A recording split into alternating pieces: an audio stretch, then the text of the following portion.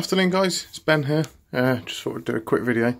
I was going to go out on the bike, not this one, the 125, for a quick poodle, but it looks like it's going to chuck it down in a minute, so I may go out late this afternoon when it dries up.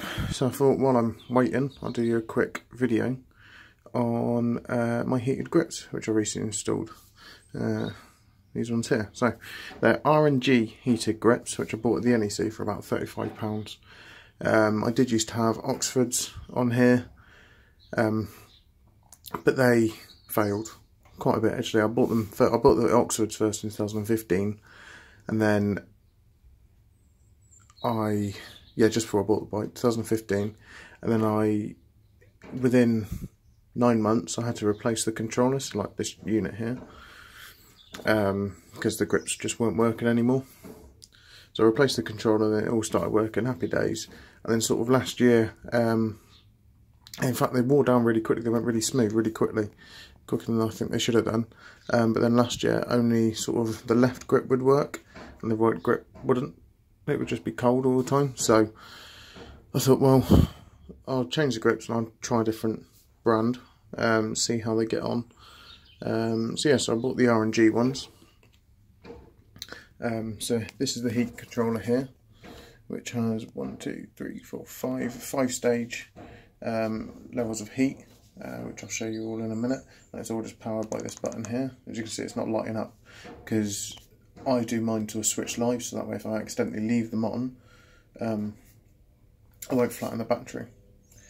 So you have this unit and it comes with the 2 grips, so the grips are exactly the same, so you get one for your clutch side and one for your throttle side there.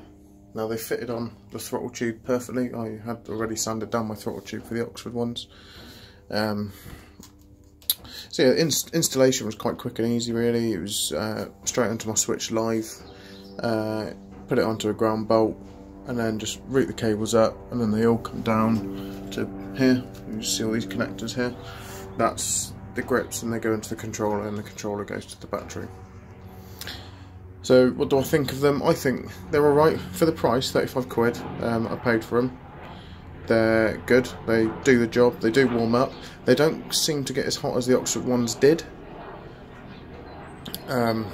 which is a bit of a downer really. I thought they'd get a bit warmer. But then again, they do just keep the palms of your hand nice and warm. Obviously if you had probably a set of those big Bark Buster muffs, it would work out quite well.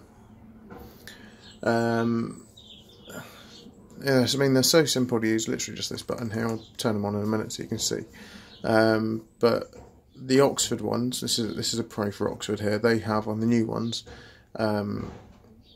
it's like a battery saving technology, so if they detect your battery's low or the engine's not running, they'll stay on for about 5 minutes, but then they'll just turn themselves off. They'll detect that there's no power to the bike, so they'll just turn off. Yeah, really, there's not much to go on in these. I mean, you can tuck the cables away nicely. Mine's just tucked under there for the clutch, and the throttle is just around there. As you can see, as you bring the throttle around, that doesn't get in the way of the brakes at all. The brakes don't come far enough back for them to get in the way, so that's fine really. I didn't want them sticking any other way. I wanted them as hidden as possible, and it just adds, the only problem is it just adds a load of cabling down here. So what I'll do is I'll stick the power on so you can see. Just the display, I think you'll be able to guess.